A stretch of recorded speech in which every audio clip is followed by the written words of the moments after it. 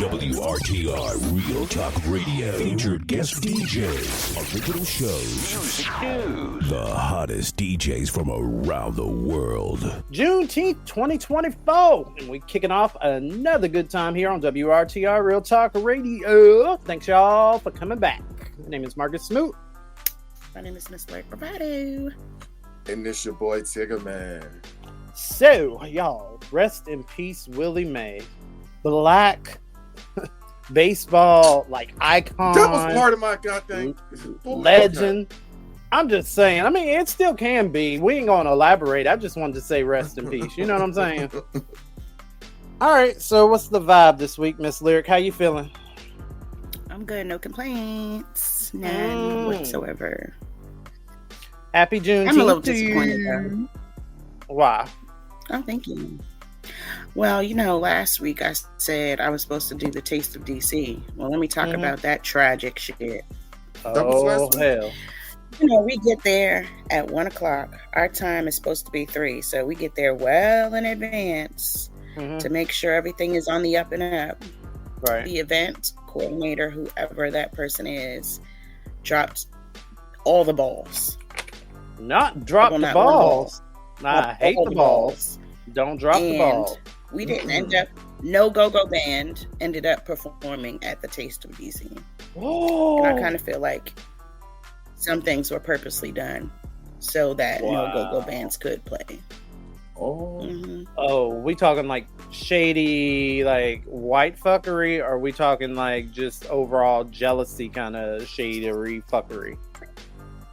I don't know, but if somebody tells you exactly what a band needs and you're like, okay, and then you don't make sure that everything that a go-go band, a professional go-go band needs is available, you're the problem. And it sucks because all the rock bands got to play. All the Latin bands got to play. Wow. But the music from the city, access denied. So, very upset about that. Very disappointed in the poor management. Jesus. And whoever was in charge of that. And for those of you that are... and it was packed. There was so many people out there. Oh my gosh. We could have really networked and gained some fans there. And people were waiting too. Like a lot of people were waiting. They had chairs, blankets set up in this little area just waiting for us to go on. So yeah, I'm pretty pissed off about that. Oh, well, for those of you that may, be a little bit newer to the podcast, you may not know that Miss Lyric is part of she's part of a band. She's an independent artist, but she's also part of a band. So a lot of her dealings and stuff, she's able to just deal with and be as a part of different shows and events here in the DC area. And well, I mean, if you listen from time to time, you'll hear some tales. So thanks for that. TiggaMann, how you feeling this week? What's the vibe? I'm a little tired, but I'm good. I had a long night last night, so... I bet you did. Didn't have to work today? After 10 o'clock. No, I took off today. I hear you. Hey, man, we're going to get into that, too. I was taking off. Had a long night, huh? Yeah. I went to a little throuple. Who? A throuple? You did it with 2 other people at the same time? How was it? Did you enjoy it? It was great. Was it? It was wonderful. Did you do a sleazy thing? It was more than 2 people. What you talking about? Wait. Okay. A throuple.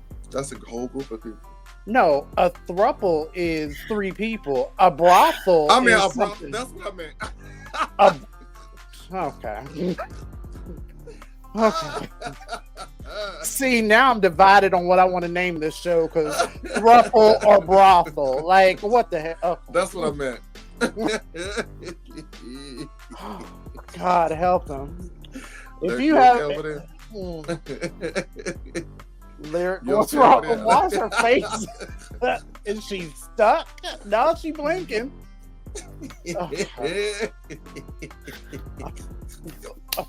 We gonna talk after this break because I need to know. Excuse me. Wow. Okay. So, if you haven't guessed, my mood is very good, actually. I mean, it's Pride Month. It's Juneteenth. You know, mix in a little head right now, and I'll be perfect. I'll be in bliss. What? Well, I'm just saying. I'm in my zen, so I'm feeling good. So, let's go ahead and sound off by talking about what we learned Black this week in a segment we call Black Facts. What you got, Mr. TiggaMann? All right, so I got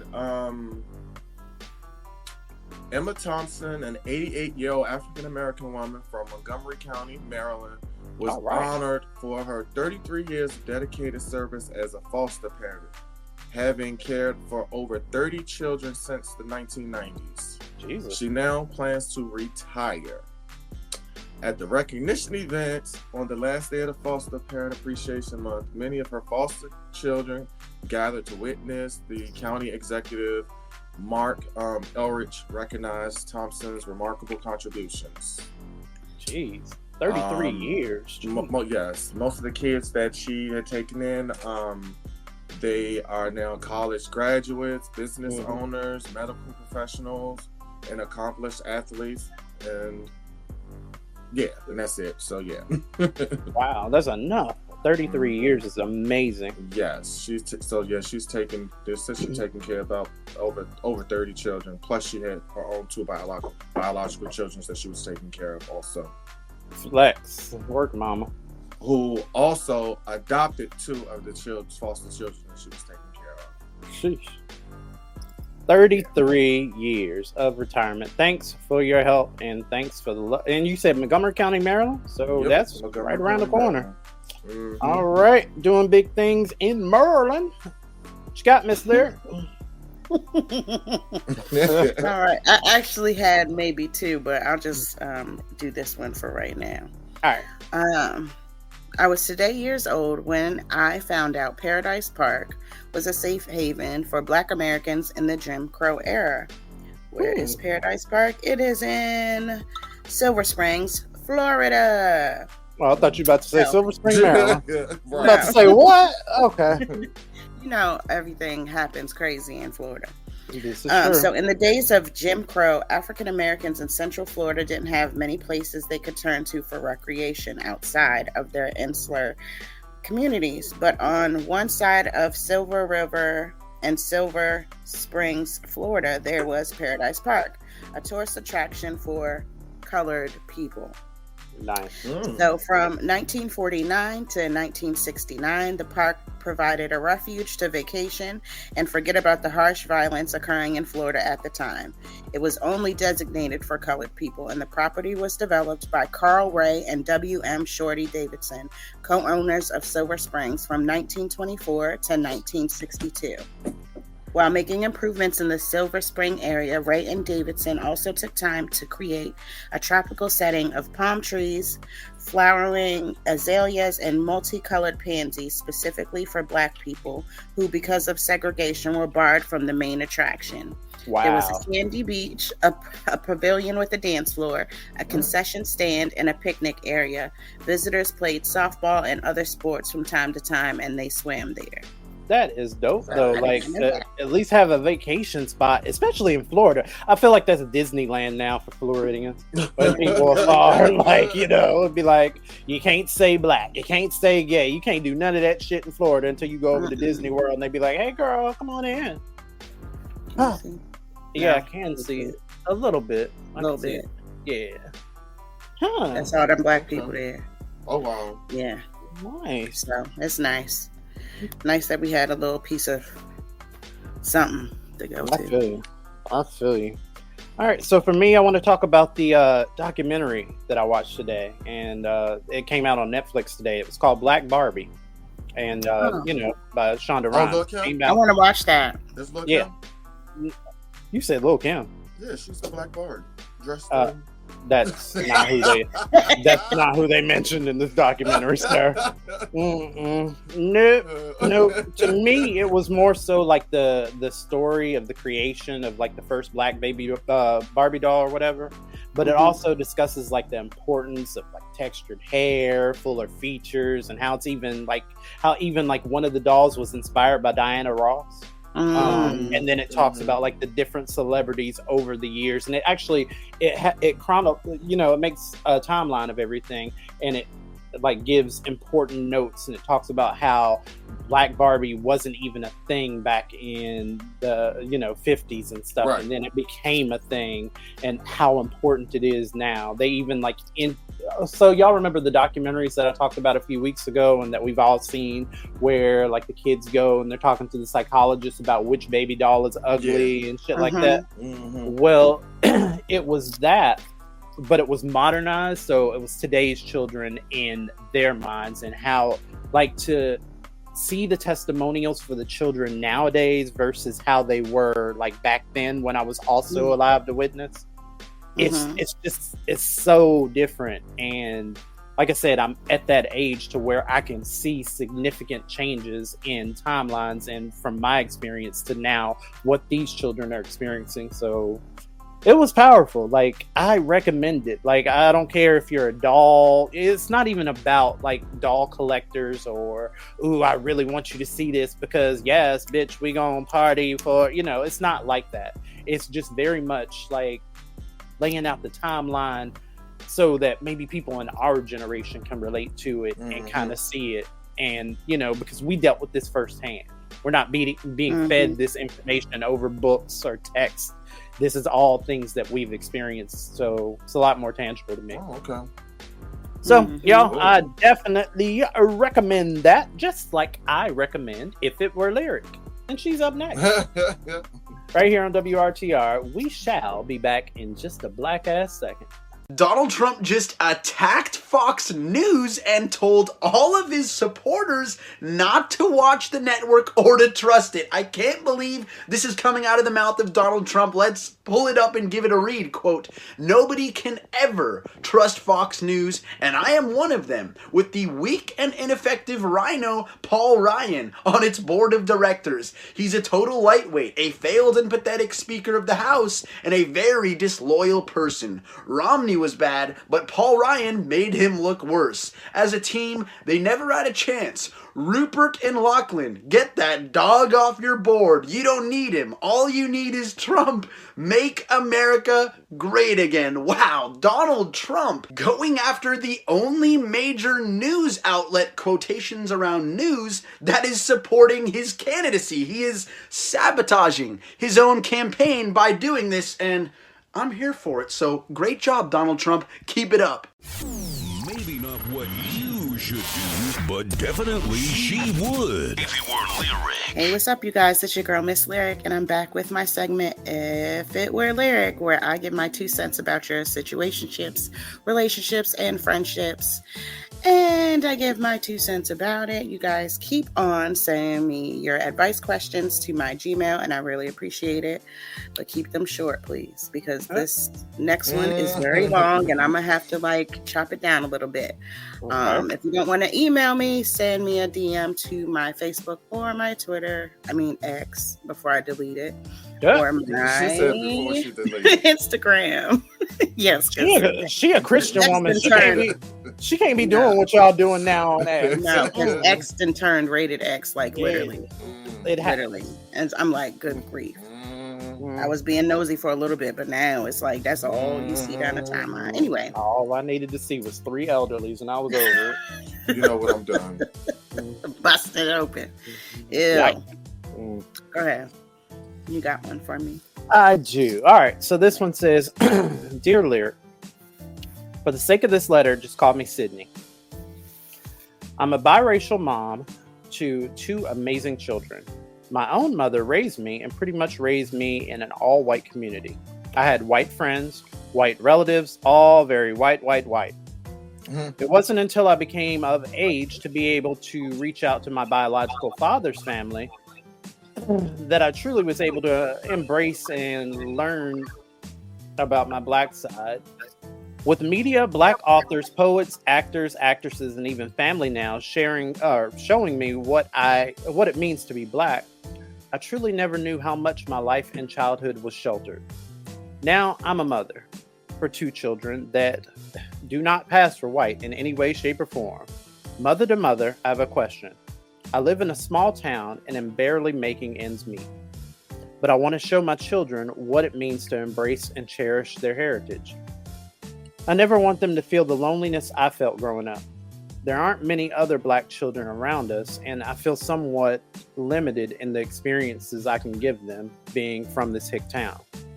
If it were you, how would you instill these values in your children to ensure that they value both sides of themselves wholly? I know you're not Iyanla and you can't fix my life, but some tips would do me a world of good. I have no idea where to start, but I'm committed to not fuck these kids up. With love, Sydney. Aw, Sydney, I love that. I love that you want to embrace your Black side and instill that in your kids too. Right. Take them to the library, girl. Unless you live in Florida and then the books ain't there no more. Hopefully you don't live in Florida, but take them to the library.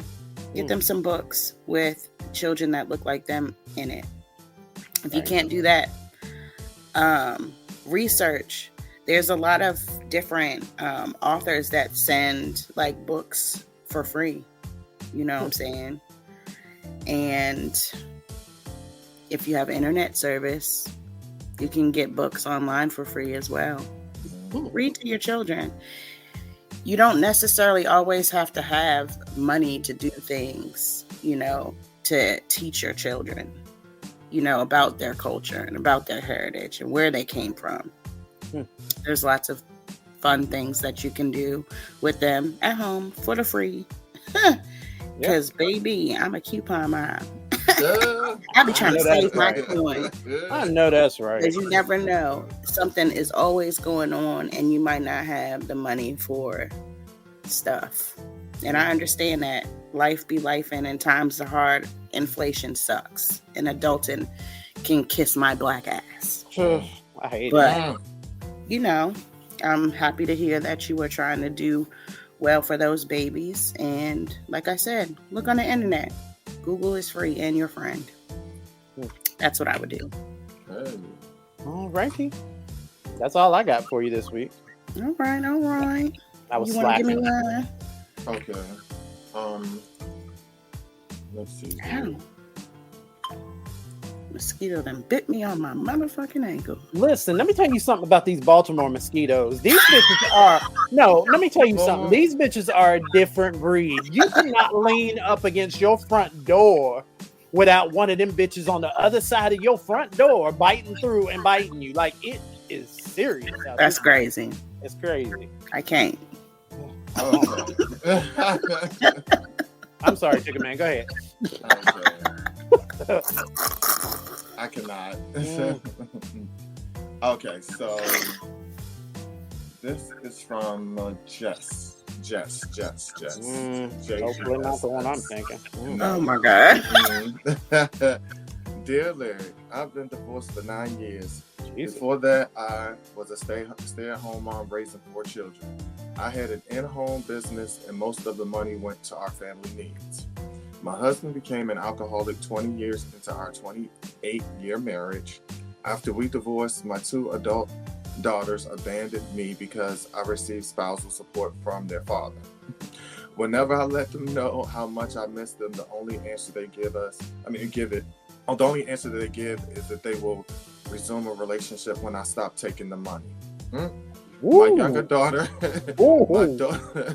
my younger daughter and I were close for years after the divorce. Then all of a sudden everything changed and she ceased all communication. I used to have wonderful relationships with both. They have since blocked communication with me and moved far away from me and their father. I would love to have a relationship with them, but everything is a dead end. If you're wondering, yes, the money is being used for living expenses. Do you have any advice? Damn. Alone?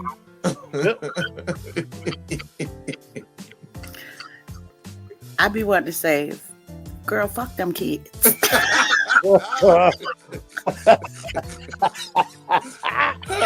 Listen, my therapist says stop being nice and say what comes to my first mind, and that's what's on my first mind. But I'm gonna give you the little politically correct answer, I guess, if that's what you want.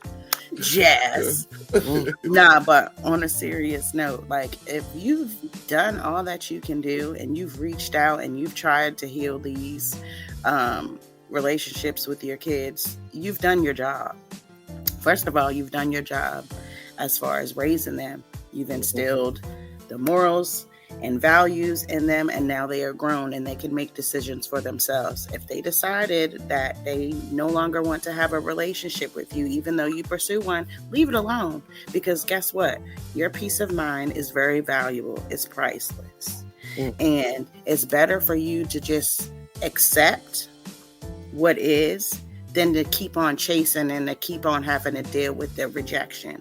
When they are ready, if they are ready, they will come to you, and maybe you'll be able to have a conversation and heal and mend whatever is broken within your relationship. But until then, baby, live your life. Right. Mama's got to have a life too. Okay. As far as the money, you doing what you need to do to survive out here in these streets. You paying the bills, you making sure everything's on the up and up. You're doing your job, and don't let anybody else tell you that taking care of your responsibilities is wrong, because it's not. There's plenty of people who will use that money to go get a BBL done, go get their body done, go on all types of trips. Right. You know, get their teeth fixed, all types of materialistic things. Right. But you are not. You're doing what you need to do as a grown-ass woman. And if they can't see that, then don't worry about it. Case closed. Like, our girl. Wow. Fuck them kids. Y'all be having some real problems. My heart goes out. Jesus. It does. Yeah. Please. Ooh. Okay. You said you have one too? Yeah, I'm gonna go last. So you can Okay. get me out. Okay, so my last one. They didn't put their name on this, so I'm gonna just say Anonymous. Yes. Okay. Dear Lyric, I have 2 granddaughters and 4 grandsons. My granddaughter, ages 19 and 20, wear thong bikinis at family swim events in front of their dad, grandpa, uncles, and cousins. I believe this is incredibly inappropriate. I'm embarrassed and I don't want to attend swim parties with the family anymore. I've told my son my feelings, and he said he leaves the dress code up to his wife. Should I just stay away from family swim parties? There is that option. You do have that option. Because guess what? People grown, and you know, they may be trifling, but you can't really tell a grown person what to wear. We can always just give that side eye and be like, skank. You know what I'm saying? We can give those comments. Not the judgmental side eye. The judgmental aunties is always going to be in attendance at every cookout and every family function. Please believe it. Always. Yeah. Yes. Especially in the black family. Skank. Skeezer. Scallywag is a favorite of mine. Well, why the baby titties hanging out the side? You know how aunties do and stuff. She should be ashamed of herself. She knows she ain't got no business putting that on. She ain't even got the body for it. Ain't nothing but the devil. Ain't nothing but the devil. Ain't nothing but the devil. She ain't going to heaven. Oh my goodness. No, I would just stay home and have your own little function at your house, because it is what it is. And if they keep doing it, it's not going to change no time soon. Right. Unless the people who is throwing it puts out a memo and says, hey, it's a little bit of a dress code at the next family function. Exactly. Maybe you can talk to whoever be throwing them, but if it's not your event, then nothing you can do about it. There ain't nothing you can do about it, baby. But if it's a pool party and if it's like a pool event, why would you then expect everybody to show up in like a wimple? Like, are you serious? No, this is a family event. Why is these girls? A family event. And they got on bikinis. People wearing them long joints with their ass all the way out. Gotcha. You know what I'm saying? You bend over, all you see is booty hole. Exactly. Oh, well, no, that doesn't happen at my family functions. I got Whoever's throwing this event needs to put out a memo. But obviously, they don't have a problem with it if they still coming. So, I'll stay home. Everything ain't for everybody. True. Ain't no booty holes at my events. Not out in the cold. Not at my family events. No. A mess. Woo. A mess. Well, yeah. Throw that ass in a circle. You stupid. All right. So this next one is what I was referring to. It is very long and drawn out. So I'm going to try my best to like shorten it as much as possible. So y'all bear with me. Okay. All right. So this next one is, Dear Lyric, my husband does not want to go to church with me or any religious organized event. He does not agree with my beliefs. He's 34 and I'm 26. It is very important to me. What can I do for middle ground? We have a lovely marriage and we just celebrated our 2-year anniversary just last month, and I'm currently 14 weeks pregnant. This whole situation is our one and only issue, and I hope that maybe somehow you can give me an idea of what to do. I'm a pastor's daughter and I'm religious as an adult, but I'm not outwardly Christian, however, because I am familiar with a lot of hateful rhetoric that is perpetuated by certain individuals holding my same religion. Personally, I'm not like that. My number one rule is Jesus loves everyone, and so do I. My church is very progressive and very diverse, and I love it. Because I'm not very outward in my faith, when I met my husband, he did not know for a while. It was only after a couple of months that he first came to my apartment and he saw my Bible and he asked about it, and I explained why it was there. Nowadays, he literally started to hide my Bible or my keys or my shoes or my purse to make me late or not go to church. He's threatened to not be home when I got home.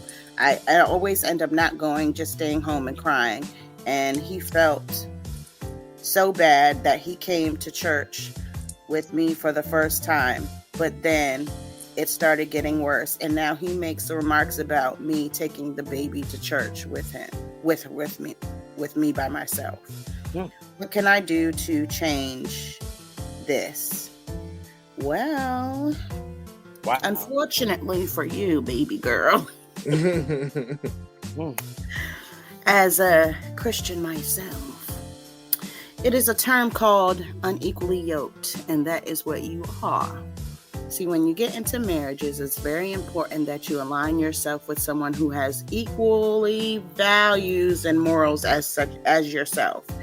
Upbringing and all of that matters. How you choose to raise kids, all of that matters. Finances, all of that matters. And all of these discussions should be had before you take that big step and align yourself with someone for the rest of your life. I'm so sorry about it, but unfortunately for you, it's never going to change unless he wants to change. What I can say is do not allow him to change you. If this is what you have grown into, and this is what you have accepted as your faith all of your life and into your adulthood, do not change that. What's going to happen is you're going to start resenting him for doing all of that hiding of the keys and hiding of your Bible and hiding of your shoes and hiding of your... Why is he doing all of that for? There's a problem, and it's going to be a problem, and especially when that baby comes. Ooh, I forgot about the baby. It's going to be tension in the house. So it's only a matter of time before, something happens that you might not like. I would say either you try to get some marriage counseling or you chalk it up and learn to co-parent, because guess what? He's not going to change the way that he views church and religion. that's how he was raised. So like I said, these conversations should have been had before you decided to say I do. And unfortunately for you, it didn't. And now you are seeing the repercussions of that. So girl, I hope you figure it out. Wow. But that's all I have this week. Thank you guys for tuning in. Thank you guys for sending me your advice questions. And if you want to continue to do so, please send them to my Gmail at likebravado@gmail.com or DM me on X until I get rid of it. Instagram. And we said we weren't going to call it that. Well, now I have to because it's rated X. But bye. Okay, up next, Trolling with TiggaMann. We'll be right back. I'm hungry. My calculator is broke. Can y'all help me play with some numbers real quick? 80% of Americans agree that there should be access to abortion, but there are 21 states with abortion bans in place. I don't really think that adds up.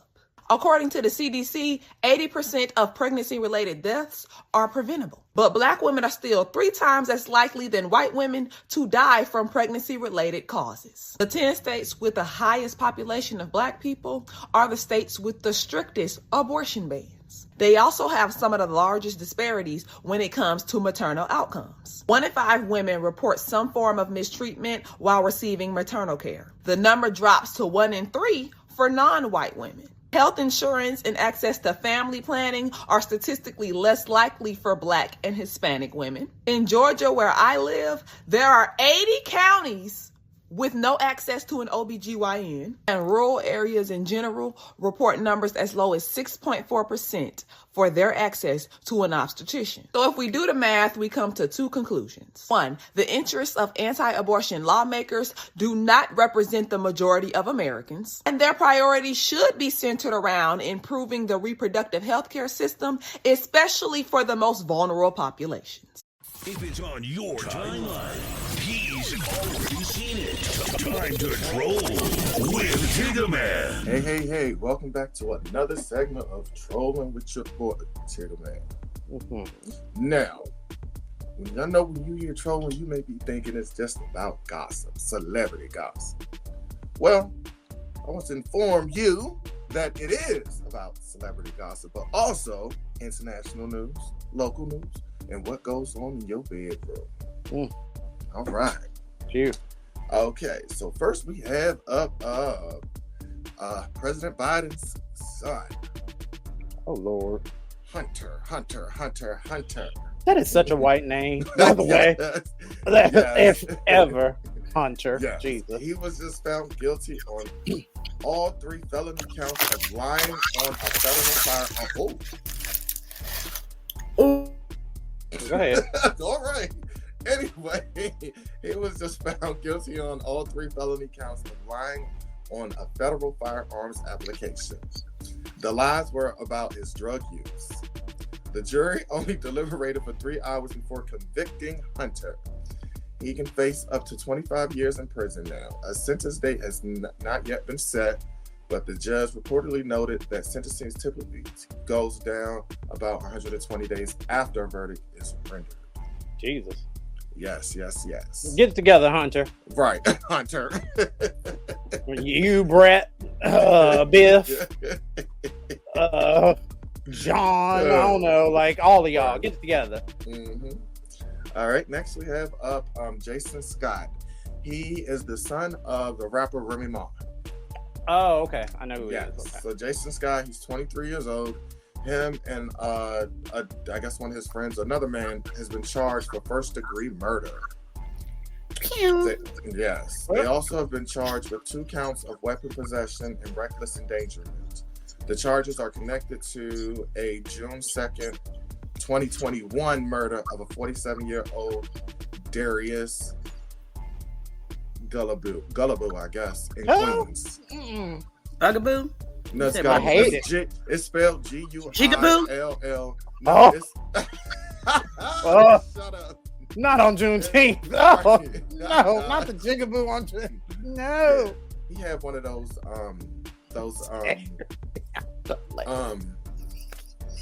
what? Oh gosh. Hold on. What? People from New Orleans. down in the French Quarters. What do Beyonce call herself? What you mean, Creole? Yeah, there you go. That's a Creole name. His last name is spelled Guillebeaux. Oh, Gallardo. Yeah, something like that. Okay. Yeah. I thought he had said from Queens, else. New York. Yeah. So yes, he's been charged for murder. I said that's why it's crazy because didn't Remy Ma go to jail for shooting somebody or something? I think that she was alleged, but did she go to jail for that? Yes. Yeah, she went to jail. Was that what she was? Okay. Yeah, all right. that's what she I went to couldn't jail think for. if it was that particular instance or. Mhm. Okay. Yep. So that's crazy. Wow. And next we got Sexy Get it Red. together, Jigaboo. Oh Lord, speaking of Jigaboo. I know, right? Oh. Get it sexy. But yeah. Listen, let me tell you something. Before you even start, I did not need to hear anything about Sexy Red. Like I was done. Like I mean, I side-eyed the Pussy Pink Booty Hole Brown song. That was like strike one. Then strike two was her in those ridiculous ass lip gloss brands that we was talking about last year. Oh Yeah. Yeah, we talked about this on this very podcast last year. And then like now with this, go ahead. I know you about to say it. Go ahead. But anyway, she got arrested. Oh no, I thought New you said Jersey. No, she got arrested in New Jersey. At, I'm shocked. Newark Liberty International Airport. She was in a brawl. There was a brawl, a huge brawl at the airport, and she was part of it. And of course, there was video taken of her picking up one of those metal pole things where they had the you talking about the little Kerrigan rods that the police have? Yes. Yeah. I think that, No. They're called No. nightsticks, but I call them Kerrigan rods. No, it wasn't nightstick. No. It was one of the pole things, The little when you go posts through the that lines, hold they got people the- for the line. Yeah. Oh, She picked up one of those and swung it at somebody. not the valet pole bar. You could kill someone. But check this out. We knew who it was because she had the red bonnet on her head. Of course. She had that red bonnet on. Of So course. she got arrested. Iconic. She's being charged. So she's being charged. And And speaking she getting of, sued, yes, and she getting sued. most And likely. speaking of being arrested, Child, now don't say this it. dumb girl, Don't dumb. say it. Krishan Rock, Oh, he said it. this dumb girl, we already know she has warrants or whatever. 'Cause remember a few episodes ago where I was talking about where she was she went live and was like she getting herself together now. She's paying her legal fees and all this other, trying to get herself together. Well, she already had a warrant out for her arrest. Oh, Now, this too little, dumb too late. girl, this dumb girl gonna go up to the courthouse for Blueface trial and get arrested. Cops already waiting for her. They already knew she was coming and they was waiting for her so they can arrest her. But did she? She don't strike me as the brightest person. Did she know that she had warrants? Yes. She know. Yes, because a couple months ago, she also got on Instagram Live and said, "Yeah, I don't plan on turning myself in Yeah, she said because that. I need my Exactly. son." Oh. Yeah, And then the bitch. dumb ass gonna go up to a freaking go up to a court hearing and got arrested. And she had the baby with her. I try to stay out of Krishan related information ever since Lyric dragged her a few podcasts ago. I don't want to hear nothing else about her. So she so she got arrested. They booked her. They sentenced her for 30 days in some California jail for 30 days. She's been sentenced there. Then after that, then she got another trial because she got a warrant. She got a warrant in Oklahoma. I think it's Oklahoma. She got Drug related. Drug related thing in Oklahoma that she's going to be. She got a sentence there, and I said, "Now this is crazy." Meanwhile, at the courthouse, Blueface mama and daddy did, and their whole little crew and all that. Them two get to arguing in the court lobby because they didn't want to take the baby. Both parents in jail now. They don't want to take the baby, so they going back and forth. This was all on video too. They going back and forth arguing with each other about who taking the baby. Neither one of them ended up taking the baby. Krishan's friend went on and took the baby. The one Tasiki beat up. Yeah, the one Tasiki beat up on Baddies. Marsha got the baby. Yeah, she got the baby. Meanwhile, mama in jail, daddy in jail. Ain't no telling when either one of them getting out of jail. Oh my And I'm like, God. come on, y'all the grandparents. Why y'all act like y'all can't take the baby? And then the grandfather be posting pictures of him and the baby together on social media. Like, he act like he didn't even want to take the daggone baby at all.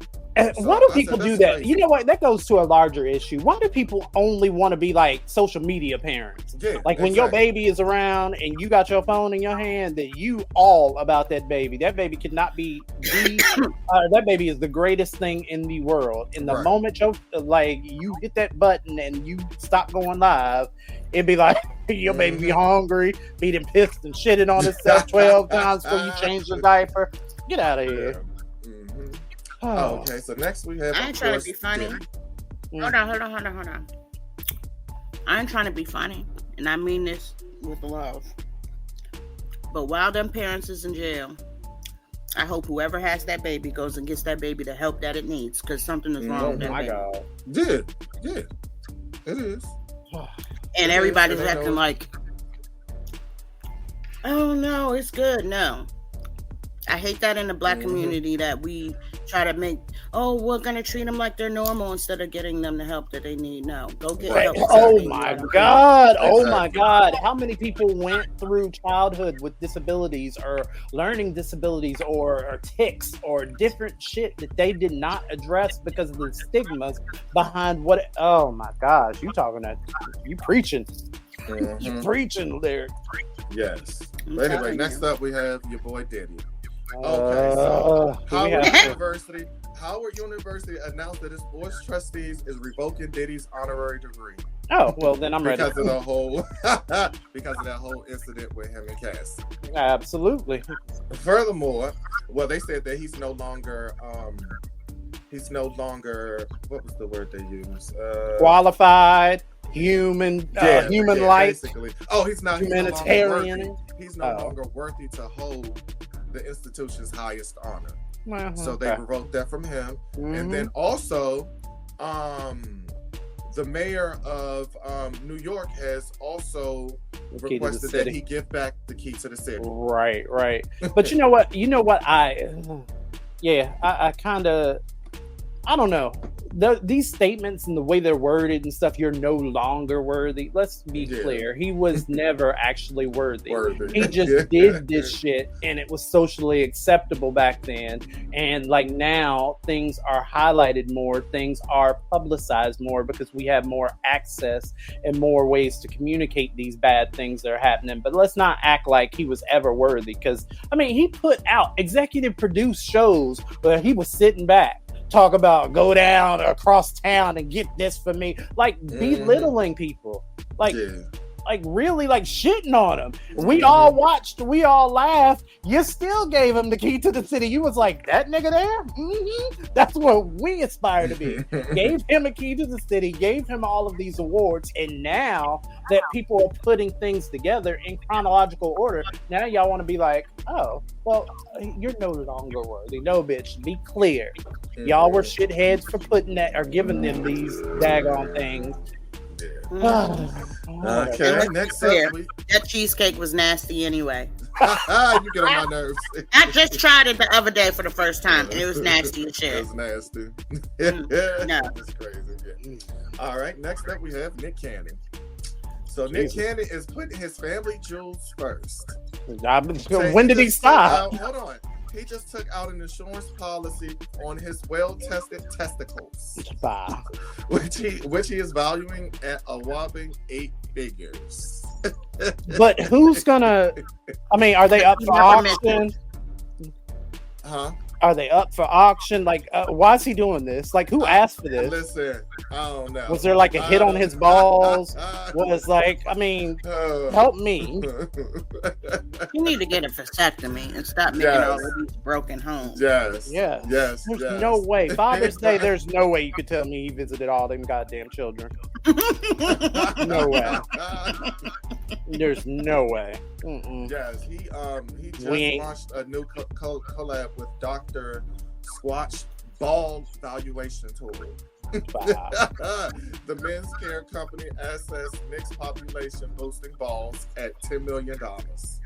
I just hope this don't start some like weird ass nigga trend where niggas is out here shooting up the club because they want to aspire to do shit like this and then go get their balls insured for ridiculous amounts. Let's not do this. Let's not even start.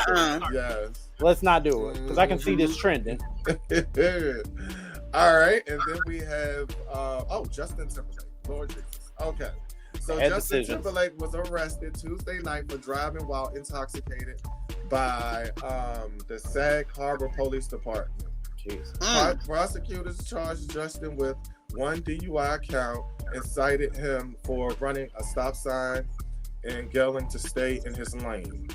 Following his arraignment, Justin was released without bail. His next court date is reported scheduled for July 26th. And so the funny thing about this is Justin Timberlake, DUI, hilarious. Honestly, no.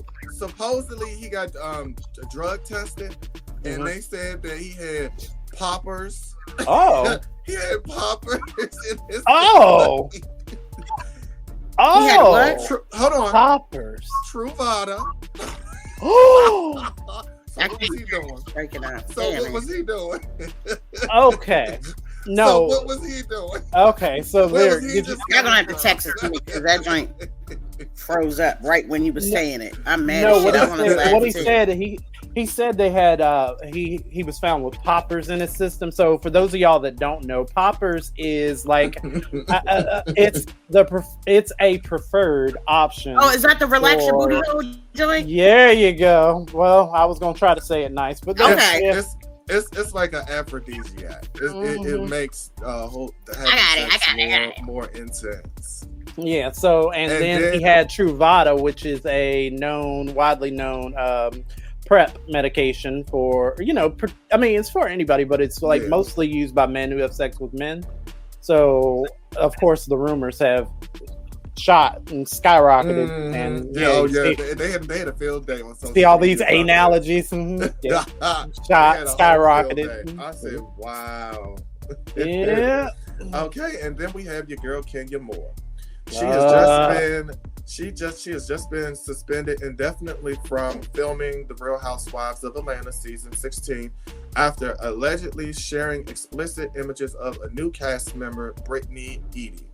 She did not do that. She didn't. They say, and I don't put it behind her because Kenya wouldn't do something like that. No, I know she would. She's like the do that girl, but I'm thinking more so on just the petty aspect, and like she always like presents herself or tries to present herself as this poised kind of personality, that don't nobody really, she always tries to present herself as like really classy and stuff. So to do something like that, it just, I guess I wouldn't even expect it of Kenya. Right. Oh, I would expect it because really, yes, I would expect her doing something like that. Maybe I checked out a Housewives a long time ago. And last night, and last I have Rick Ross.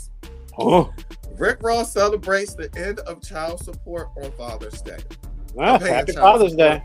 Yes. He rolled out on his final child support payment to his ex-girlfriend, Tiana Kemp, who was not happy he made this news public. So basically, he went on Father's Day. I think we lost. Yeah, but on Father's Day, he posted. He went live on social media and was like, "Hey, this is my final payment, and it's on Father's Day." And but why do we need to be included in that? That's what that was just tacky to me. Yes, he was smiling and laughing, and he was like, he said, would you rather celebrate Father's Day or celebrate writing your last child support check? Wow. You know what? I don't know how. Okay, so imagine a child, right, that grew up in a home to where it was like widely known that your dad gives child support, and they have those kind of adult conversations around you and really aren't supposed to.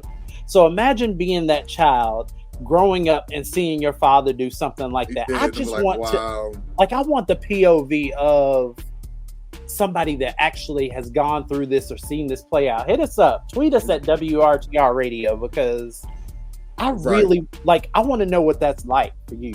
Wow. Right. Yeah. And so after Tia Kemp caught whiff of the video, she went on live and went off. She went off on him. She went off on him and threatened him too. She was like, she would threaten to keep him bound to child support while their son attends college for the next few years. Jesus, she did that on live for all of us. Yeah, she was going off. She was going off. Classy. Yeah.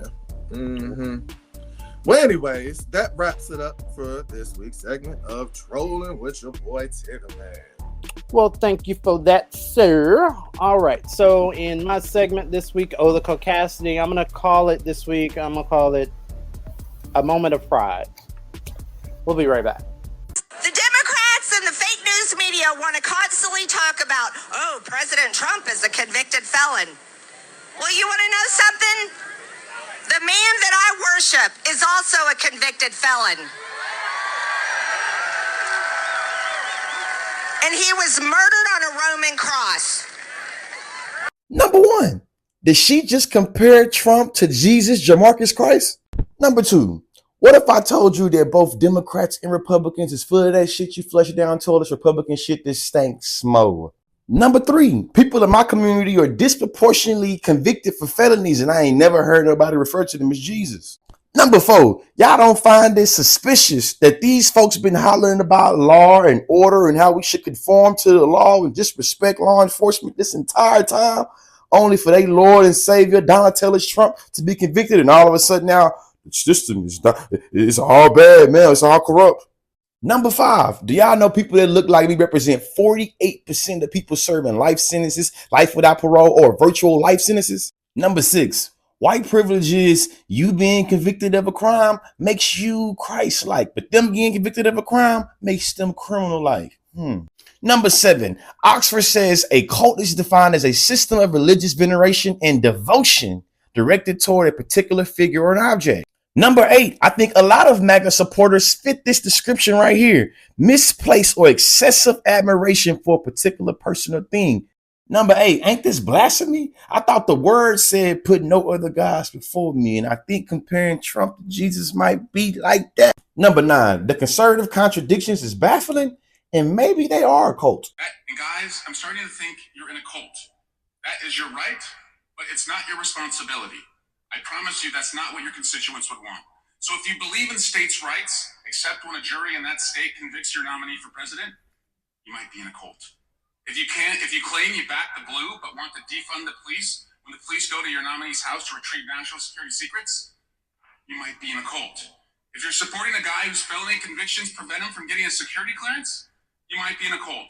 And if the guy you're supporting for president has felony convictions that prevent him from going to Argentina, Australia, Brazil, Cambodia, Canada, Chile, China, Cuba, Dominican Republic, Egypt, Ethiopia, Hong Kong, my motion India, takes precedent. Indonesia, Iran, Ireland, Israel, Japan, Kenya, Macau, Malaysia, Mexico, Morocco, Nepal, New Zealand, Peru, Philippines, Singapore, South.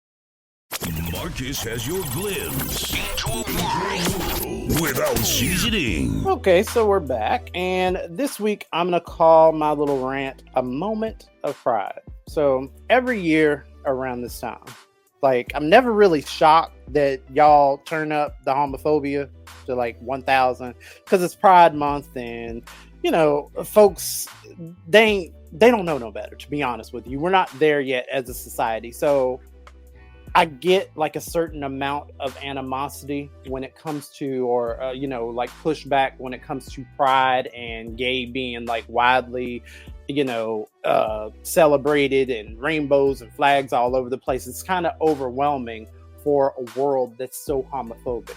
So I can see in some ways why that would be like unnerving, as like this wave all of a sudden of all this yay gay, and then people not standing for the bullshit, people checking you on your homophobia, all of that good stuff. Like, I get that. and I see like where it can throw people off.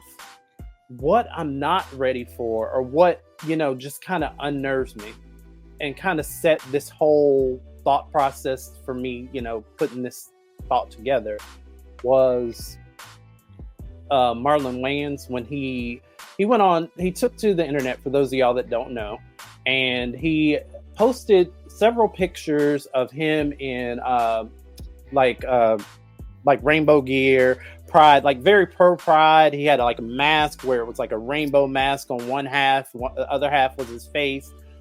I read the comments, I'm looking at the internet's reactions. Some people were like, looking at it and they were, Marlon came out of the closet. And of course, people ran with that. Other people were like, well, what the fuck is he doing this for? Well, haven't we seen enough pride? Yada, yada, yada. And then those of you that actually pay attention and read things realize that, oh, wait, he has, well, for those of you that aren't as connected, you realize that he has a gay relative who's also a comedian, an openly gay relative who's a comedian. And she, then people were like, oh, well, he's supporting his cousin. And then again, for those of you that actually pay attention, you realize that he has a trans son. So I saw all these like hateful comments and just different things throughout, like just the whole discussion. And people are talking about, oh, well, that's ridiculous. And why has he got to do all of this and everything? And then I kind of look at the other side of that. Because I know a lot of y'all don't know what a good relationship with your children looks like. I know a lot of you don't know what healthy parenting is like, but this would be an example of that. Like Marlon, to me, he's celebrating something that's important to his trans son, to his child, regardless if you want to see him as how he was born or how he is now, or however you want to see it. Marlon is that parent that is back, like that same parents that you are when you're rah-rahing your children and wearing their team's colors in the stands at their football game. He's that same person that is rah-rahing at his daughter's recital, or she forgot her steps or whatever, and he runs up there in a tutu and helps his daughter, and everybody has a good wholesome laugh. That's Marlon. That's the parenting that he represents. That's the person that he represents. And again, I get that it's uncomfortable for all of you out here that have just been able to live your life and live your truth open and unapologetically. But do you understand that? I mean, even if you don't understand the lifestyle, can you understand that there are people out here that have not had that opportunity to go out and live in their truth and be happy with who they are? Like, I think of my childhood and just growing up and how I was, just not exposed to gay at all. Like, I didn't have gay relatives. I didn't have gay friends. I didn't have any kind of connection to gay. Thought it was just me for the longest time because I was a doof that thought everything was wrong with me. But it was just living that experience that then to come into a world to where you realize that there are other people like you and that it's just who you are. Like, you didn't choose it. Ain't nobody do nothing fucked up to you to make you, ain't nobody drilling, like, make you be this way. Like, this is just who you are. And for a lot of people, they don't have that. So when they have these organized events in your city to where they're cheerful and happy and celebrating and dancing and all of that at your favorite bar, at your favorite donut shop, whatever it is, if they're doing that, you can sacrifice and get your coffee a different place for that weekend. You can go and, like, I don't particularly go to a lot of pride events because, I mean, I've been, but I don't particularly go because, I mean, it's not really my party scene anyways. It's just not who I am. But I can see the need and I can see the desire. I can see the whole point of having events like this so that they are conversations, so that you can have the uncomfortable conversations that you need to be having with your children regarding gay people and stop acting like they don't exist. Like, acting like people don't exist does not mean that they are then erased from the world. That's not how things work. It's simply not. They're going to be there. There's going to be gay people. There's going to be trans people. And however you choose to have these conversations with your children, they need to be honest conversations about who these people are. And the only way you can really have honest conversations is by going out and experiencing these things yourselves and stop acting like they don't exist. Not saying let's go all out to a brothel, TiggaMann. However, what I am saying is that you go out and you experience some of these things. Maybe read. It never hurts to read. And if you are completely just turned off to the idea altogether, great, no problem. Don't be a part of a further problem for somebody else that's literally doing you no harm. We're not out here trying to convert your children to being gay. We're trying to make sure that gay children get an opportunity to live unapologetically, just prideful of who they are, because everybody else has that experience, but gay people don't always. And that's all I got to say about that this week on WRTR. Up next is the second half of the show. We be right back, niggas. Good morning. Hey, gays. So I got a question. Well, not just for gay people, for anybody that can relate to this situation. Have you been somewhere and you was in a daze and you were just looking in a certain direction? And someone happened to be standing in that area where your face is facing. You're not looking at them because when you're in a daze, your vision is a blur. Now there's a man standing over there, right? And he think you looking at him. Then all of a sudden, he start flicking off, doing all this extra shit. Fuck he looking at me for. Fuck that gay motherfucker looking at me for. Now all that hand performance and moving and shit done broke your concentration. Now you're looking at him, trying to figure out, is it a DJ out here? Did a bitch drop a beat? Oh, he talking about me, thinking I was looking at him. Then you start hearing the shit that he's saying. Yeah, fuck that gay sweet motherfucker over there looking at me for. Then you gotta defend yourself. Cause bitch, who you talking to? Cause I'm over here daydreaming, trying to think about how the fuck I'm gonna finish all that I need to get done and get to Miss Shirley's before she closed. Because my spirit is yearning for some chicken and waffles. So for you to think that I'm staring at you, bitch, you delirious. You ain't nothing to look at, you ugly bitch. It's always those ones too. Two-tone face ass fucker. I don't know if you black and purple. Bitch, or is that face paint? Fuck, you going to a Baltimore Ravens game? And why the fuck you got them shoes on? Now we really looking, bitch, yeah. Reeboks on and Nike socks. And I'm the gay one, bitch. Seem like you the one that's fucking confused. And that dark-ass line around your neck. Bitch, you ain't supposed to sleep with your jewelry from the beauty supply on. And them brown-ass motherfucking teeth. Fuck, is that wood? Cause it ain't cigar paper. I can't believe this motherfucker talking about some, why you looking at me? Bitch, I wasn't looking at your motherfucking ass. You a horror picture, bitch. I don't want no motherfucking nightmares. All gay people don't be on that shit. Everybody don't want every motherfucking body. Well, I'm gonna speak for myself because I got everything that I need. The only thing that I want is my dream. And you ain't in it, Freddie. Take us to work. Take us on the go. Take us wherever you go. WRTR, Real Talk Radio. Inside the second half of this week's podcast. So, did y'all see this bullshit happening like in Michigan where Donald Trump went to that black church? Have y'all seen that on the news? Mm-mm. Come on, No, Lyric, you didn't see that shit either? Mm-mm. Damn, you usually be on it even before me sometimes. All right, so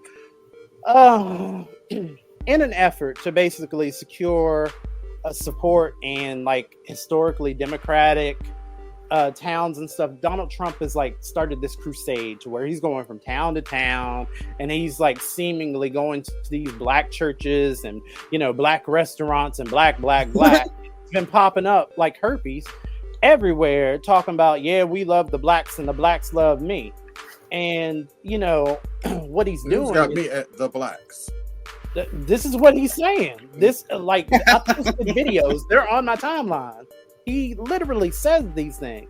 So you got Donald Trump that he keeps going around to all of these different communities and like going, hey, look, niggas love me. And like, he started it off with these sneakers targeting like the young brothers and the young blacks and stuff. And, these Air Force Trumps. And then like all of a sudden he pivoted. Now you got Sexy Red talking about, all we need is Trump. And, like it's been bullshit and surgical strikes here and there. But now they're just getting more egregious. And he's popped up in these videos talking about how he went to this church and, the constituents of this church were, was predominantly black, and there were 8 million of people there, and all this other stuff. But then they panned in the camera, like the camera footage of him having this speech at this particular event. They panned to him, and you see him in a church. First off, most of the people there are white. You can count literally on 2 hands how many niggas was there. Mm-hmm. Then afterwards, like you're looking and you're spotting, and the place is not even that big. It could not fit 200 people, let alone, like 8 million, like seriously. And we're having conversations like this, and Trump is out here doing these things to kind of perpetuate this idea that different communities are seeing a different side of him. Mm-hmm. And it's getting weird. Have y'all noticed like any of this? Have you noticed it like amongst the people that you maybe follow online? But it's just weird that all of a sudden you got people that were never pro-Trump suddenly showing up like yay Trump, like Amber Rose. I think, did I talk about this already? Nobody got time. Yeah, nobody got time for her. Yeah, but that's what I'm saying. Like, it's weird that Miss Slutwalk herself. Yeah, wouldn't be that person. So I don't know what's going on. Child, I pay these celebrities in dust. Exactly. Because that's all y'all are. Yeah, y'all ain't influencing me.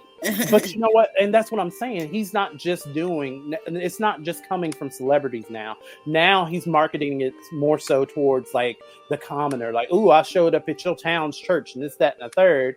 And he's trying to present himself as that person.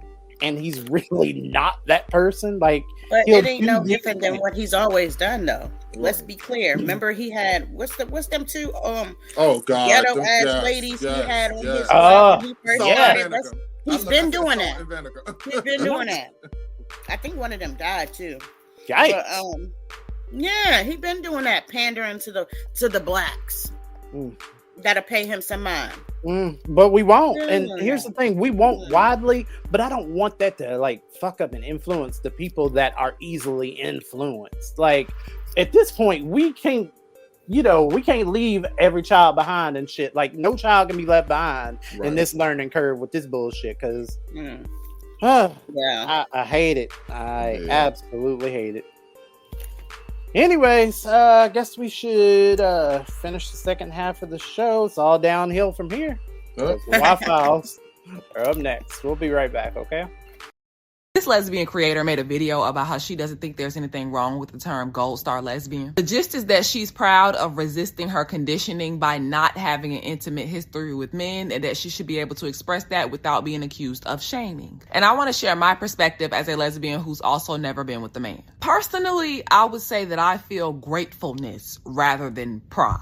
Compulsory heterosexuality is a concept that was introduced in the 1980s and is basically used to describe the fact that society enforces heterosexuality. To the point that at some point, a lot of queer people did not even know that they were queer. Religion is a big part of this. Compulsory heterosexuality ends up in different ways depending on our individual circumstances. My mother is Christian, but she is far less judgmental and far more open-minded than a lot of her peers. Before my father passed, I was young, but I recall him having a best friend that was a lesbian, and he was non-religious. I can't imagine growing up in a household where it was actually dangerous to be queer. I got the messaging from outside, but internally, I was never bombarded with the message that I would burn in hell for all eternity for being a lesbian from the people who I was supposed to trust most in the world. I also became aware of my orientation very early. Before I knew what it meant to be a lesbian, I knew that I had no inclination towards boys. When they showed interest in me, it just felt incorrect. And then once I became aware of what sexuality meant, I just craved any information I could find about feminism,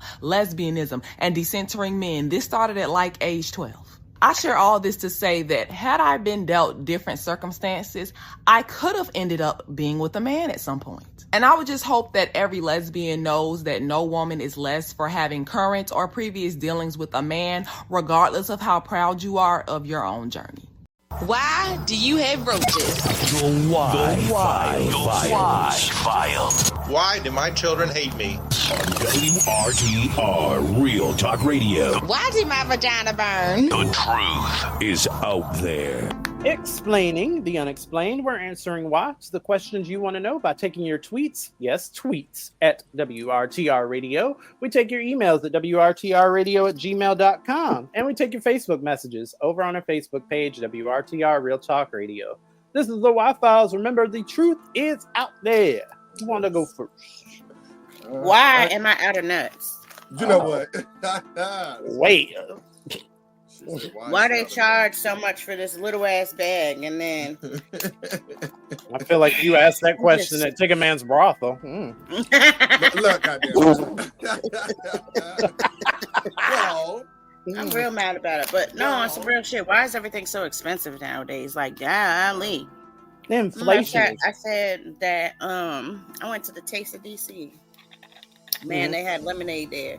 Don't you know what they give you at the carry out to get like wonton soup and shit in them little containers, little plastic containers? Yeah. This bitch gonna have the nerve to charge $10 for one of those things of fucking lemonade. Oh no. But let's not act like we don't be using them shits. I got about like 10 of them under the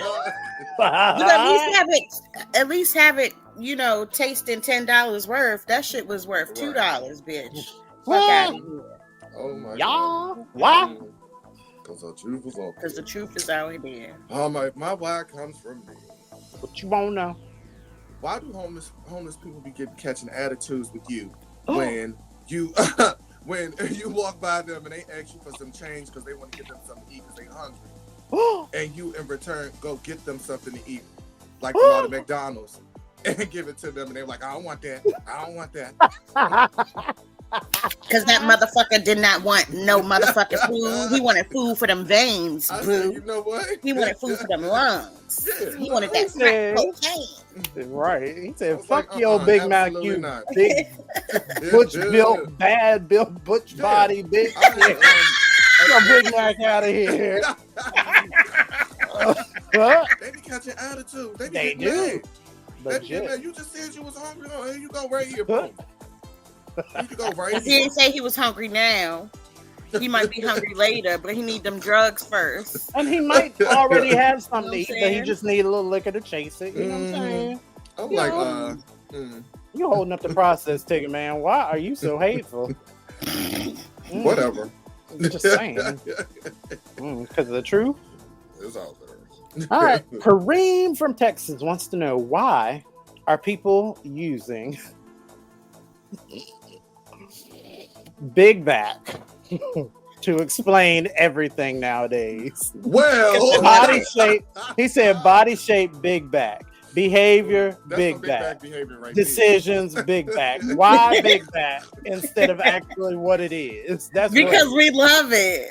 Let us have our fun. Because baby, that's a Big Back question right there. Oh my God! Wow, y'all are part of the problem. I love it. I love it. I love it. I love it. I just told my dad what that meant the other day. Oh my God! What did you tell him? No, what did you tell him? Because he got to sending recipes and stuff of food and stuff. And he put Big Back in his recipe? In our family group chat, he'd be sending like recipes and good food and stuff. Like he that's want to try out. Right and I was like, Dad, ain't nobody gonna be able to get rid of their Big Back if you keep sending all of these food. He's like, what does that mean? What's Big Back? I tell him what it meant. And yeah, I love it. It's some white girl listening to this podcast right now Big going, Back snacks. It's like some white girl listening to this podcast right now going, Big Back? What does that mean? You want to know? You can't. Look it up. And that wraps it up for this week's Raw Files. You know the links. Hit us up. We'll be right back. Oh, do you? Go ahead. Mm-hmm. That's a Bush-built body right there. I want to know why JT had all them drugs in his system, because who busting that booty hole? The people want to know. They was turning him up. They had a field day on social media. When that came out, they had a field day on social media. Yikes. From Big Backs to busted backs. Yikes. Leave us alone. All right, we'll be back. News to make you nauseous. I am disgusted. You have to see this group of videos of Donald Trump talking very inappropriately about his own daughter, Ivanka. This will make you sick to your stomach. Take a look. She does have a very nice figure. I've said that if Ivanka weren't my daughter, perhaps I'd be dating her. You know. Okay, Ivanka, what's the favorite thing you have in common with your father? Either real estate or golf. Donald, with your daughter? Well, I was going to say sex, but I can't relate that. If I weren't happily married and, you know, her father. My daughter, Ivanka. Yeah. She's 6 feet tall. She's got the best body. By the way, your daughter. She's beautiful. Can I say this? A piece of ass. Yeah. She looks more voluptuous than ever. She's actually always been very voluptuous. It's She's unbelievable. tall. She's almost 6 feet. You going up the escalator? I'm going to be dating her in 10 years. Can you believe it? I can't even. It's his own daughter. He just described his own daughter as voluptuous. Oh, it's so gross. Does anybody think that that behavior is appropriate? Does anybody think that's okay? To talk about dating your own daughter? To talk about her figure in that manner? Are you kidding me? Like, Donald Trump preys on his own family. That's the guy the Republicans are supporting. That's who they want to be the next president of the United States. What are we doing here? The choice is so clear. Don't vote for that. Don't vote for the convicted felon. Just support Joe Biden. And now, Say what? news to make you nauseous on WRTR Real Talk Radio. Let's go. These are some of the stories you might not read about in the New York Times, the Washington Post, or the Wall Street Journal. It's news to make you nauseous. Notice how long I draw out wall? That's for you, JT. Well,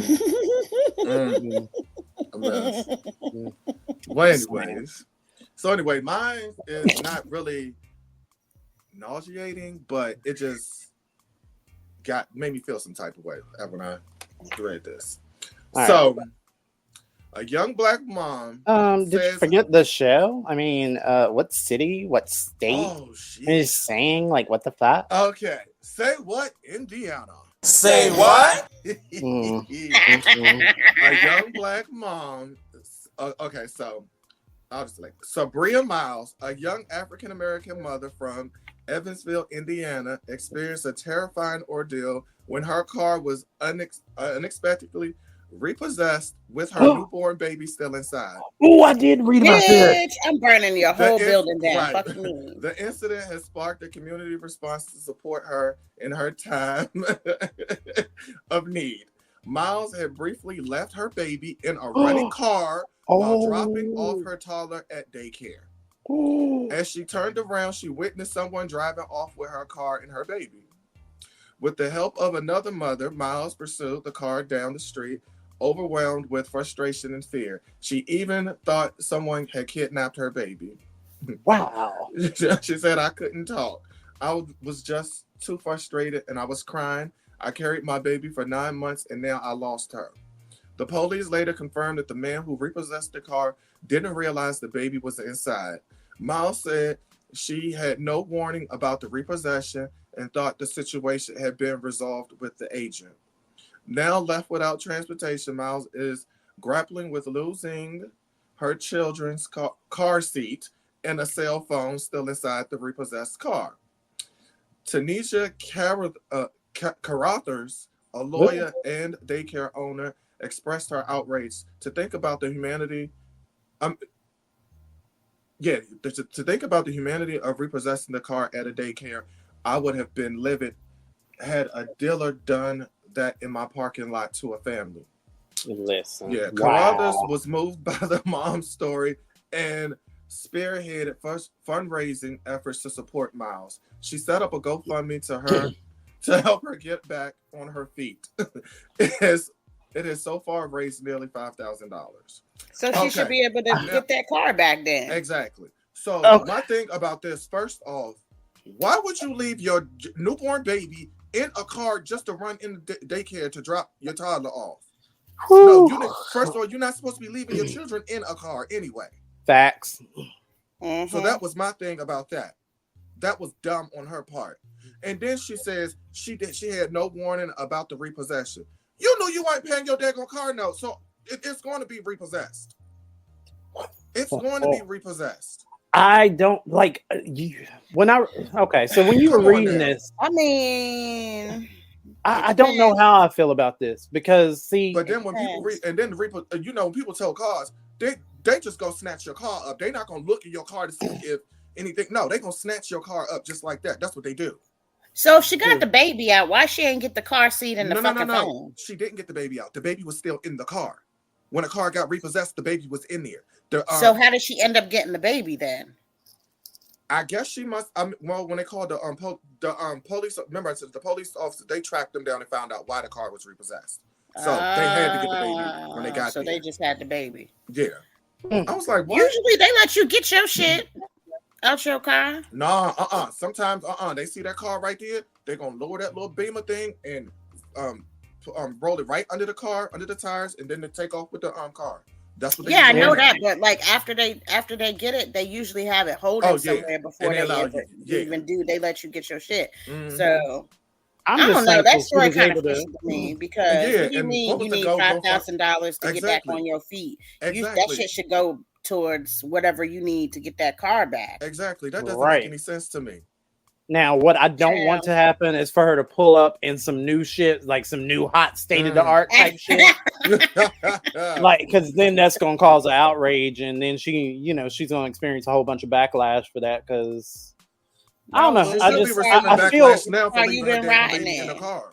I feel weird about feeling bad about this, because I don't know, like in some ways I get the struggle. Like this society is absolute shit. Like this economy is absolute shit. So I get the fact that you may have been behind on payments and things happen.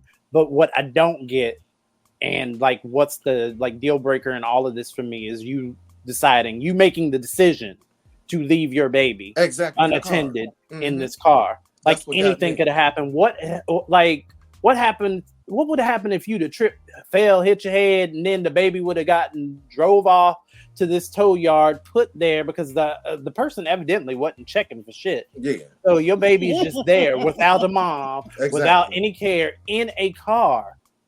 Exactly. Oh, and did you say the car was left running or not? Yeah, the car was left running. Mm-hmm. But even that's even worse, because then people could come and come on. In 2024, we should make better decisions. Exactly. Y'all got to do better out here. Yes. Yikes. That's what nauseated me.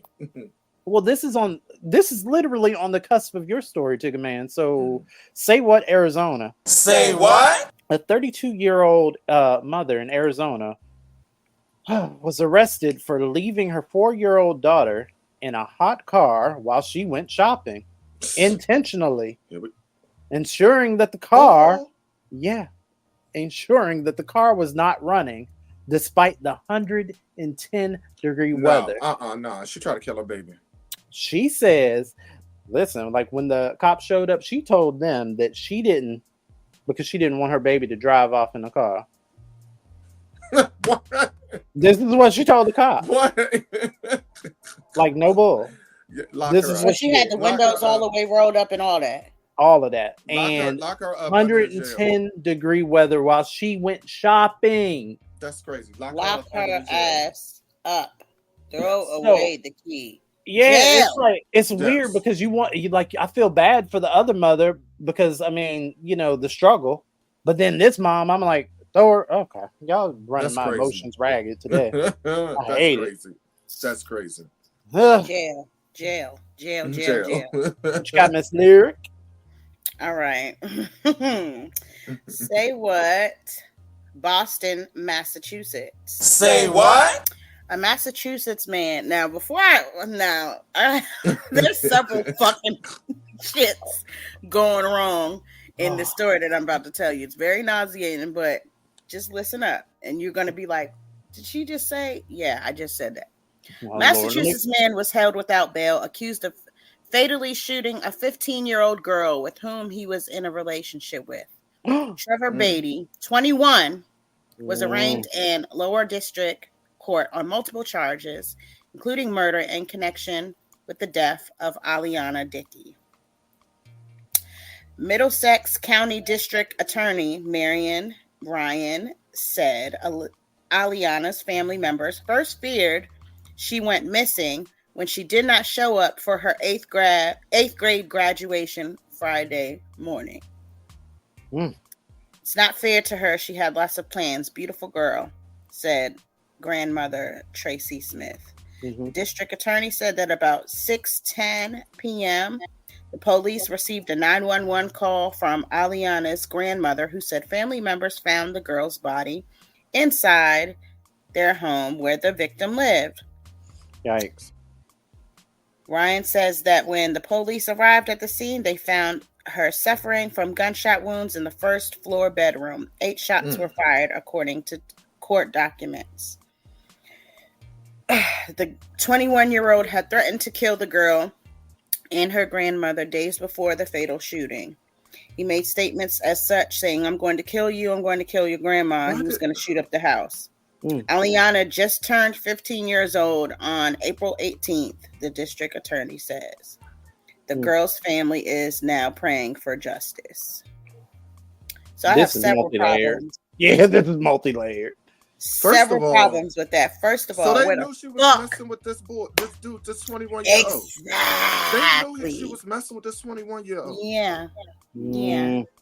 They even allowed him in the house. So and the reason why he killed her is because she decided she no longer wanted to be in a relationship with him anymore. So he unalived her. And then if they received threat calls days before, they didn't report it to the police. And then, did you just say 8th grade graduation? 8th grade graduation. Bitch, please. Okay, so I thought that maybe the microphone froze or something. Oh no. I told you I was gonna. I gave you warning. I said there's gonna be several things wrong with the story that I said. She was graduating out of middle school. Wow. Messing with a 21-year-old. Why would you? Okay, so graduation just turned 15 in April. Okay, just turned 15. Okay, so me, right, as a 21-year-old now for 20 some years, right? Because I've been 21 for a while. So just bones cracking, joints cracking. Just the thoughts. You're hateful. Just the thoughts of dealing with somebody, even at that age or even at that mindset of dealing with somebody who was even 18. Like I was like, you can't drink away. Like it was strange. What do you have in common with? I'm not even going to say nothing. 15, 14. She just turned 15. 14-year-old girl. So you in the 8th grade. You said this was in Boston? Yep. Oh, they need to go to jail. He's locked up. He's underneath the jail right now. The parents need to go to jail for allowing a minor to mess with an adult. Yeah. Have a whole relationship with an adult. Oh, yeah. They need to go to jail, too. Wow. Because even if I think the consenting age is like 16 if the parents agree. So they need to go to jail. Do some time too. All of them. Because it's y'all fault. Yep. What? Y'all allowed this bullshit to happen under your watch. Like, bitch. That's please. Crazy. Let me tell you something. Let a 21-year-old nigga try to slide up on mine. You're getting right. Kill immediately. Fuck out of here. That's crazy. And what if she would have got pregnant? Wow. But y'all like that kind of shit. You know what I'm saying? Like people like that kind of shit, especially some of these men out here. They like that type of shit. There are people out here that have had to lock up tweets because they saying shit like, I hope my next baby mother is 14 right now. Yeah, we heard about you, the rappers. You know, like, that's you know what? I'll tell you. Anyway, so tell me later. Yeah, but there are people out here that believe that and have that type of mentality. Drake texted me the other day. Predator. He said he's where we're like best friends. Rumor. That's or crazy. like you Diddy, allegedly. He filed. Jail. For all of you nasty motherfuckers. And on that nauseating note, if you want more, make sure you follow us on Twitter at WRTR Radio. We're very, I don't know, hateful. You can also follow me. I'm at MarcusSmoot. My name is Marcus Smoot. And you can find me on X for the next maybe 10 days until I delete it. Never Toronto. No, I'm not keeping. I'm not playing. I'm not playing that shit. Y'all nasty. As soon as they gave the A-OK, all y'all motherfuckers said, hey, look at me. Look at these titties. Look at this dick. Like, it's disgusting. Poppers and Truvada for everybody. Yeah. Hobby, baby. It doesn't consist of you opening your asshole on the internet. Okay? No. All right. Not everybody can do that. Like, good grief. Everybody trying to make money on OnlyFans.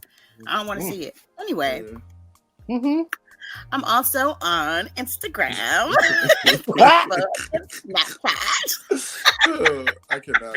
I don't know. Some of them snaps be a little more. I'm sorry. Some of these X videos are a little more tame than some of the snaps I've seen too.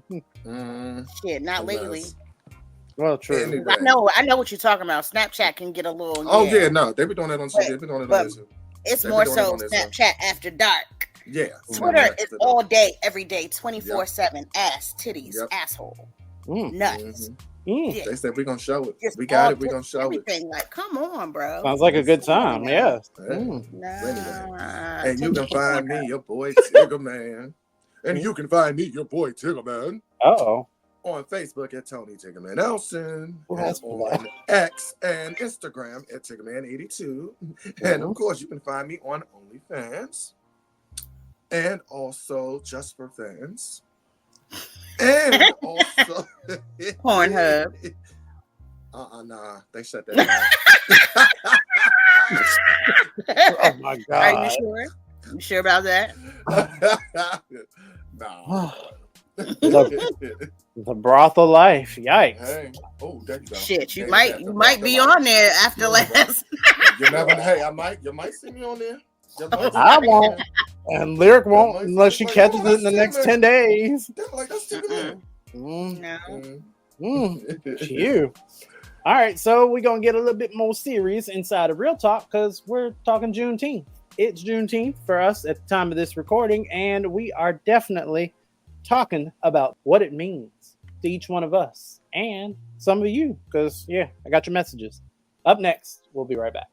I just want to say a quick happy Juneteenth too. Black folks from the South, especially Texas. Black women that wear their braids or faux locks excessively long. People that were in the club during the Travis Porter era. Black activists and educators. Gen X women that wear shirts like this. Queer black people. Black people who don't fuck with respectability politics. Black mamas and black daddies. Black folks that ain't colorists. Black men that grill. Black men with grills. Radical black folks that don't mind making others uncomfortable. Every man, woman, and child that whooped ass during the Montgomery Brawl. Black people from the suburbs. Black people from the hood. Black people from the country. Studs with brown straps. Black WNBA players. Black folks that are proud of our resiliency and the culture that we built from scratch. And every other black American watching this. We deserve reparations. Bye.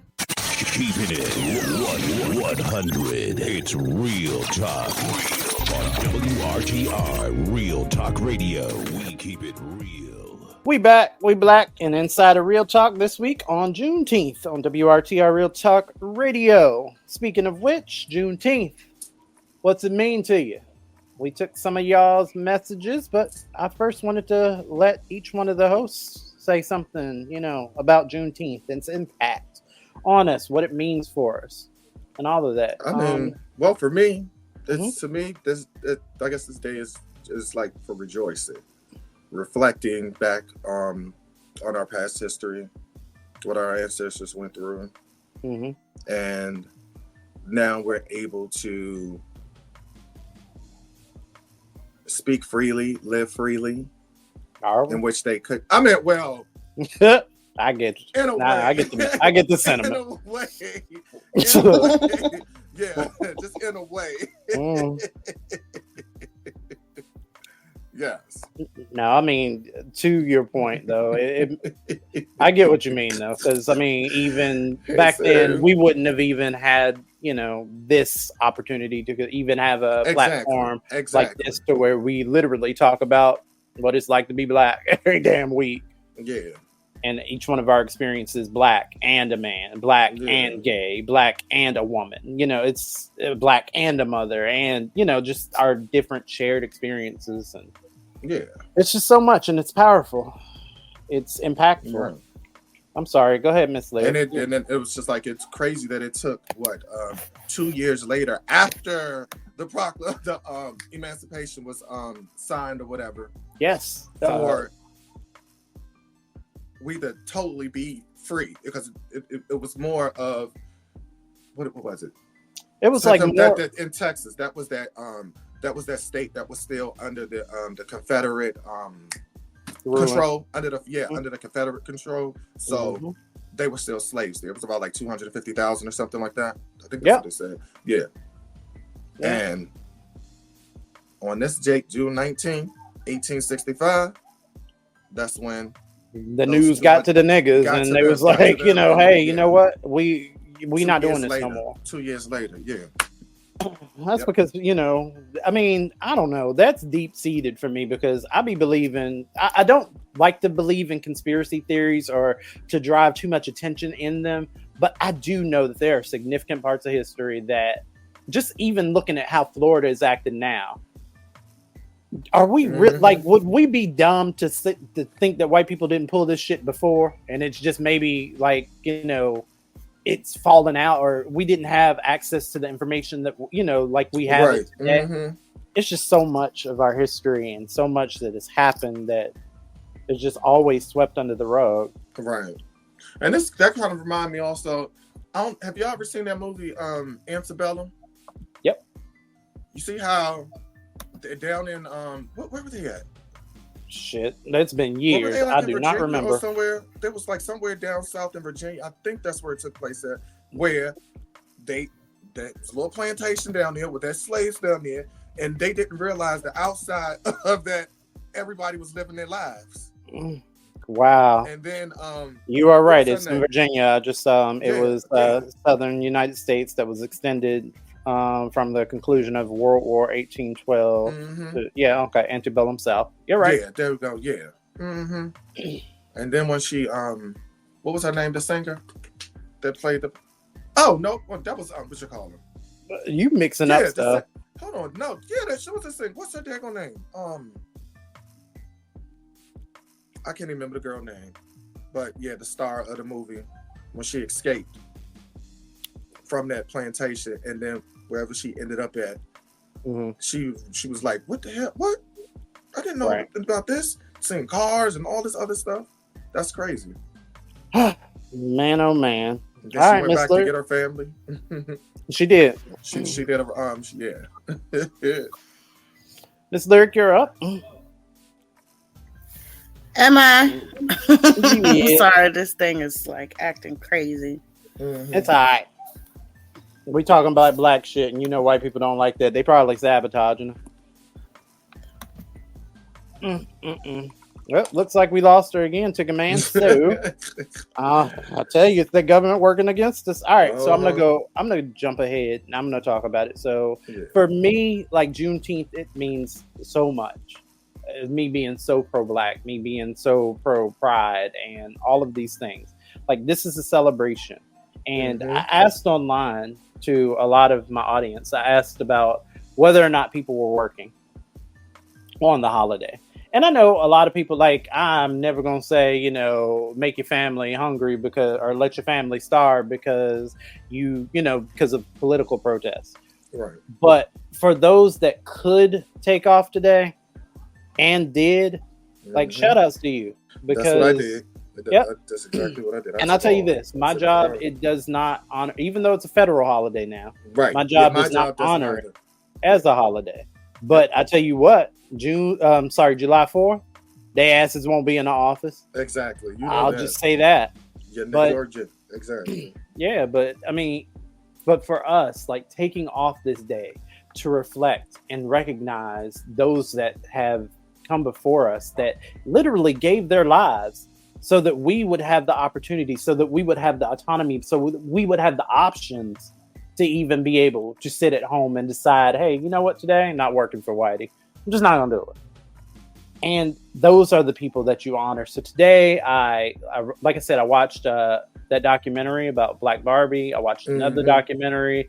Then afterwards, I was like, okay, well, I'm kind of documentaried out. And I turned on like Justice League, right?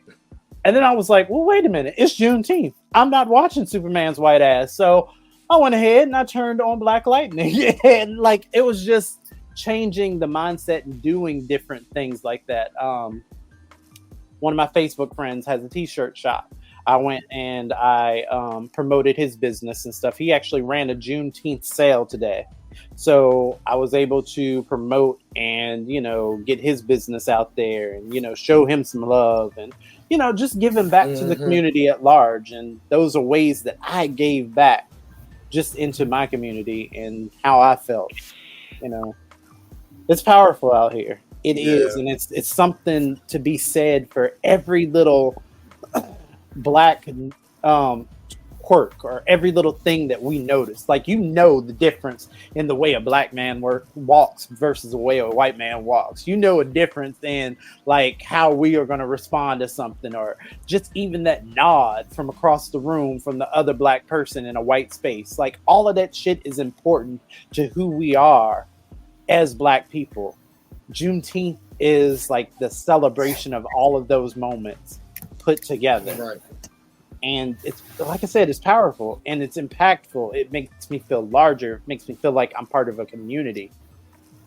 You know, because growing up Black, one of the first lessons that they try to instill in your mind is that you're not a part of anything and that you are alone and that you don't have a sense of community. In all of our like depictions of everything, like we go online today, I saw 4 or 5 people posting fight videos, bitches tearing out weaves and braids and shit like that. And I thought, on Juneteenth, huh? Just shit like that. But it's just in our behavior and the way we act. The fact that I picked up and I went, okay, I'm all for a ratchet hood fight every now and again, but on Juneteenth though, is that what we need to go for? Right. Like the fact that I can look online and see Billy Porter in that ugly ass yellow outfit. Oh God, what did he do that? Yeah.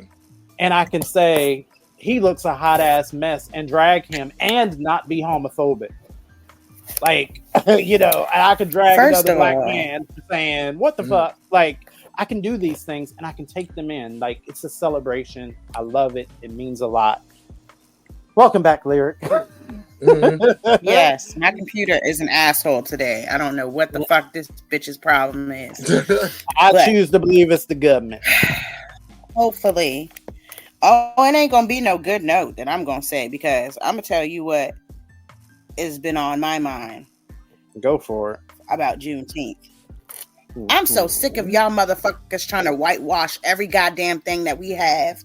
It pisses me off that every fucking year we got to tell y'all we do not like the watermelon and motherfucking chicken menus that y'all motherfuckers try to push our way. We don't like that shit. All the advertisements have nothing but white people on them. I done seen on Amazon y'all advertising Juneteenth motherfucking t-shirts with not a Black person in motherfucking sight, and it pisses me off.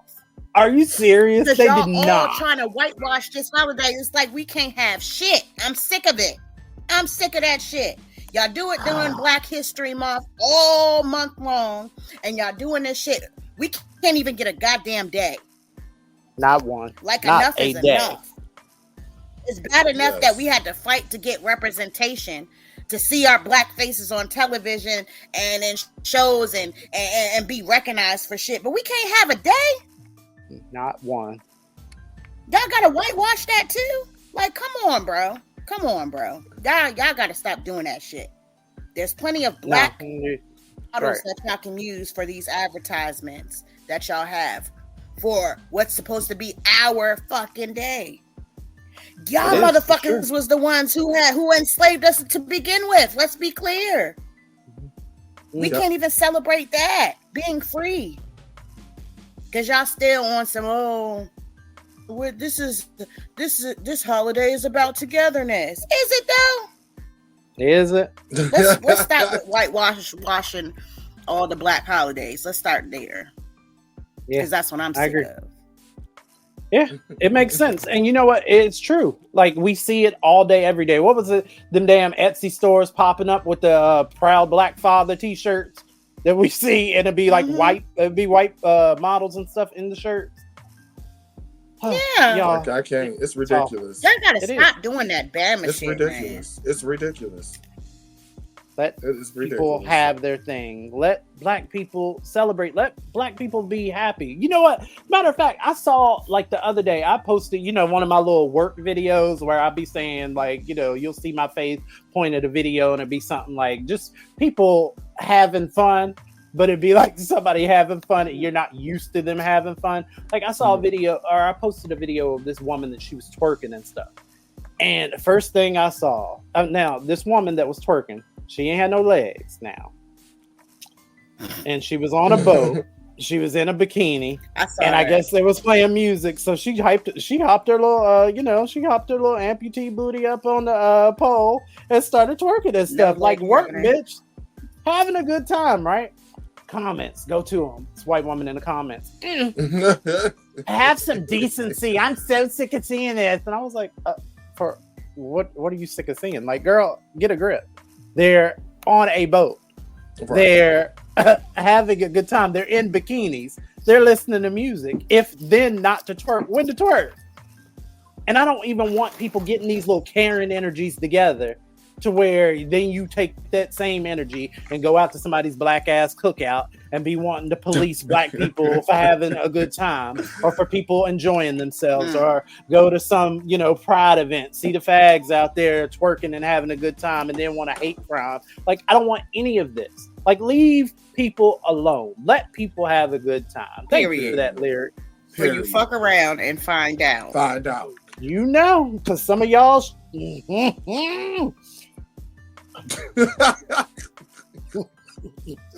just saying. I'm gonna let y'all just be y'all and fuck around to find out. And that wraps up the Juneteenth show here on WRTR Real Talk Radio. TiggaMann, thank you. Miss Lyric, thank you. Y'all got anything before we get out of here? Who trying to go to a brothel? Gross. Like, they need to like fix this Wi-Fi situation because I'm sick of that shit too. Yeah. Like, what the fuck is y'all doing? What type of shit y'all putting in the air to fuck the Wi-Fi up? Like, fix it. Probably shit to kill us. Anyways. All right. That's it. We'll holler at y'all next time here on WRTR Real Talk Radio. Peace. Now, TiggaMann, about this brothel. WRTR Real Talk Radio. This week's episode featured posts from TikTok creators Dash Dabrowski, Chris the Author, The Conscious Lee, I Am Lonnie B, and Harry Sisson, using our platform to amplify your voices.